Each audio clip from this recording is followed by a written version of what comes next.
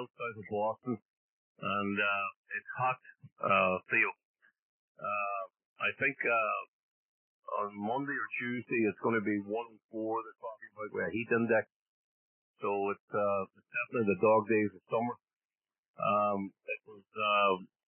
It wasn't too bad yesterday. It was hot, but it wasn't crazy sticky, humid.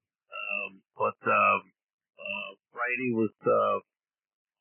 was hot, and Thursday was humid. So it's here now. That's it. And it's not be cooling down anytime soon. Next week I think is all next week is hot and humid. That's the forecast. So it's here, and that's it. Whether you want it or not. The only good thing is if it gets that hot, then the grass doesn't grow that quick. So it doesn't have to be cut. And it hasn't rained here in quite a while. I think there's got to be a few weeks anyway since rain, and it's kind of grey here this morning, grey and overcast, but it's fine by me. I don't want any sunshine today. I got to do a couple of things here, and I want to try and get them done later on in the morning before if it does get hot. But anyway, I got a question for you. Is that Hemers Lite? Have you had it long, Steve? Over? November India 2, Uniform Sierra, Victor Kilo 5, India Romeo. No, I haven't, Eamon. I've probably had it about 3 weeks. So I'm still trying to get adjusted to it. There's it's new software, and there's a very high level of customization that you can do if you want. I think I've got it set up pretty well. The only thing I really have to do now is try and tweak the audio. I've been told the audio is okay, but I'd like to get it sounding a little bit better if I can.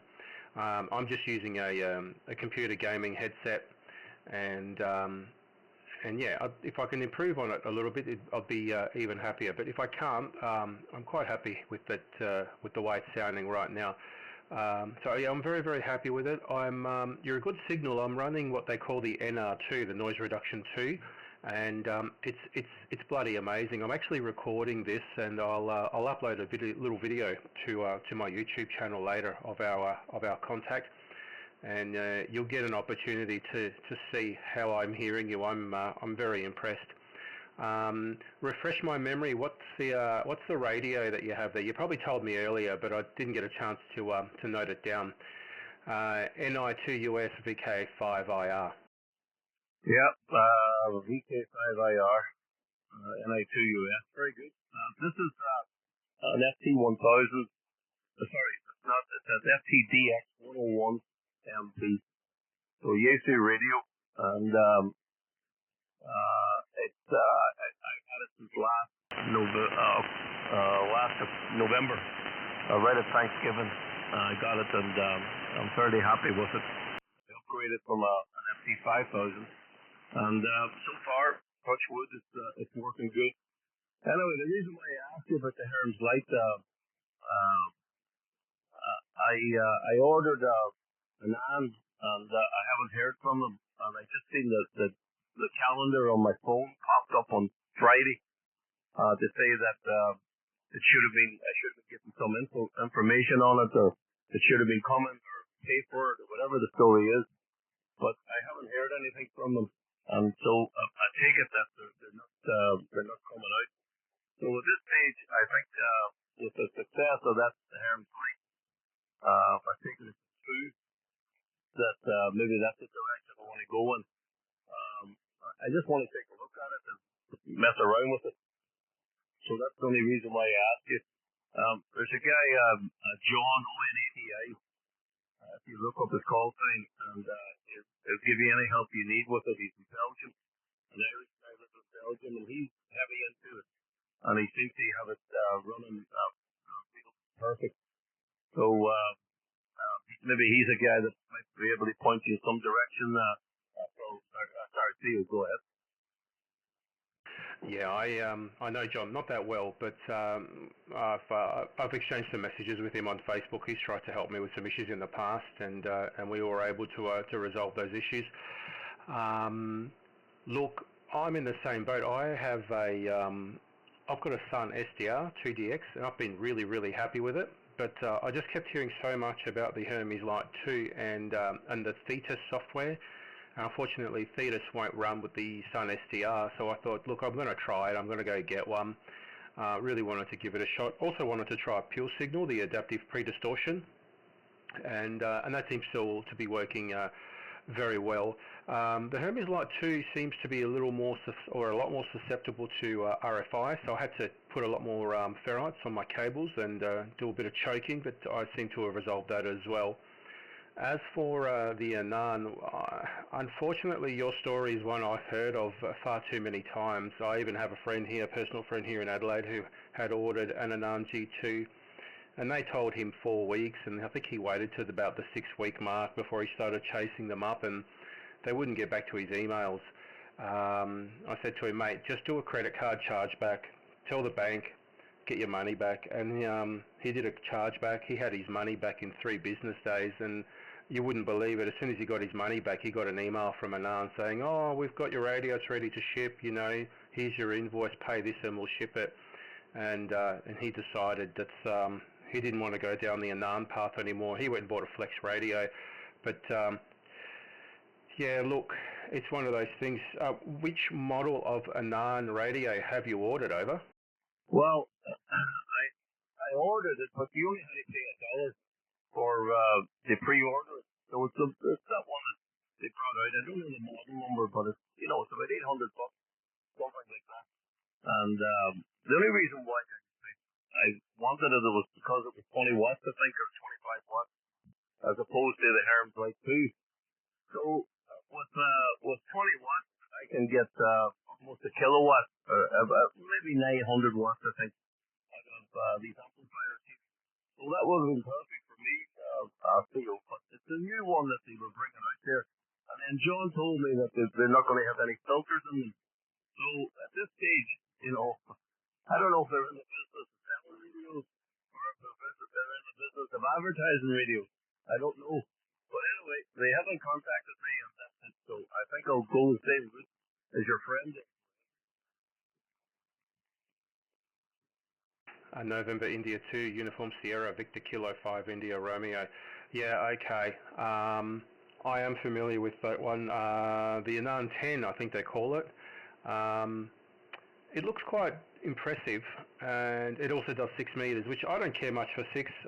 It's something I can't do with the Hemers Lite that I can do on the Sun SDR. And the hex beam will do 6, but I mean, truth be told, 6 doesn't appeal to me a whole lot. It doesn't open up very often, and when it does, it's mostly FT8. Now, don't get me wrong, I don't mind a bit of FT8, but it's not the only mode of preference.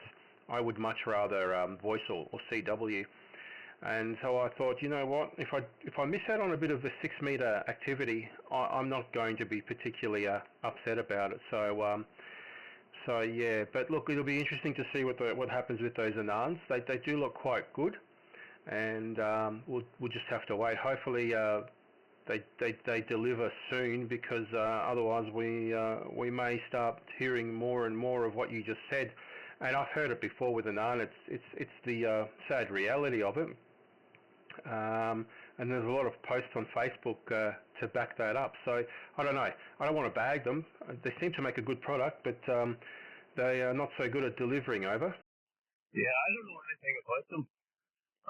But I hear a lot of complaints about them, But again, all I wanted to do was take a look at this thing that all you guys are talking about, and I just play with it a little bit, But I get so much going on here.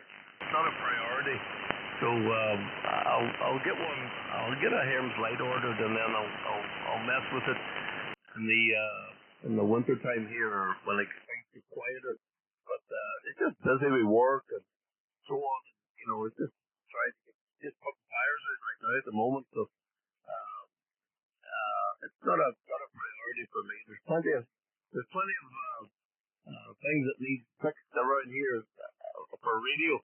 I have a vertical antenna project that I'm trying to hopefully maybe get it solved today, and do a little bit of work on that. But there's plenty of stuff to do, other work to do, and I got to change out a rotor and everything else there. So there's plenty of things to do without worrying about an arm there. Go ahead. Definitely. Absolutely. Yep. I've got enough here to keep me busy, but yeah, no, I totally understand, Eamon. All right, mate. Look, I'm going to let you go. There's not a lot more going on the band. It's been fantastic talking to you, but I'm just going to muck around here in the shack and see if there's anything else around. But you're a good copy the whole time. Definitely a good signal to me, and it's been a pleasure to work you for the second time. So I'll say 73, and hopefully I'll catch you again soon and get to find out whether whether they ended up delivering to you or not. But yeah, I'll be watching with interest. November India 2, Uniform Sierra, Victor Kilo 5, India Romeo, over. Yeah, very good. All received. You're about it. And good audio. No trouble at all. I just have a quick question for you before you go. What did your neighbors say when you put up that antenna? Just looking at the pictures here. And it looks like your neighbors, when they're washing the dishes, it looks like they can hear the plates getting clank on them. Yeah, good question. So the first time I put the antenna up, I put it up on a temporary mast which had ropes as guy wires. It was only up at about 8 metres. And within about a week I had a letter in the mail from the council, the local council, and they basically said, we've received a complaint that you've erected an antenna. You know, you can't go above 7 metres without council approval, development approval. Can you please get in contact with us to discuss and arrange a time when we can come out and inspect it? So I rang the guys. So here in South Australia, radio amateurs are allowed to actually go up to 10 metres for a freestanding mast. Now that 10 metres includes to the top of the antenna, whereas anyone else is only allowed to go up to 7. So I rang the guy up and I said, he said to me, are you licensed? And I said, yes. He said, how high is it? And I said, well, at the moment it's at 8 metres. He said, can you send me a copy of your licence? And I did.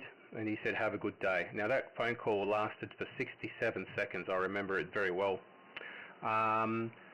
Anyway, that was up for about 6 months. Then I took it down to put up the freestanding mast. So it was down for about 3 months or 4 months. Then I put up the proper mast, which you'll see on my YouTube channel. Now it's now at 10 metres. Might actually be a little bit over 10. And again, I got another letter in the mail, and they basically said, please provide us with information on what you've erected, and can you also please let us know if you renewed your licence? Because over here in Australia, up until very recently, we had to renew our licence every year, and we had to pay for it. That's no longer the case. But I said, yeah, here you go. Here's a copy of my latest licence, and here's the information on the mast. It's freestanding. It's commercially built. This is where you can buy them from, and this is where you'll find more information. And they replied straight away, and I said, no problem, thanks very much. So long story short, the neighbour can't do anything about it, whether they like it or not. I know it's not everyone's cup of tea. It's a thing of beauty to me. But at the end of the day, there, Eamon, there's not much they can do. I'm within my rights to put it up, over. Yeah, very good. Very good. That's good. It's just interesting. It looks like you have neighbours on every side of your fence, doesn't it? Yeah, I do. Jesus, that would drive me crazy, Phil. So you're living right in the city, over? Sorry, what was the question? I said you're living right in the city.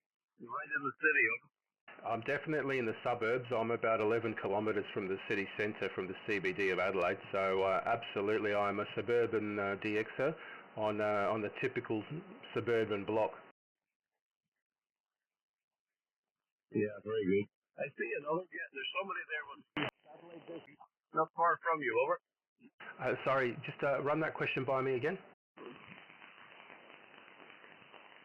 Give me that again. I just said, what's your question? Just repeat the question. Yeah, I said I see one of your neighbours. One of your neighbours has a huge satellite dish, over. Yeah. Look, I live in an area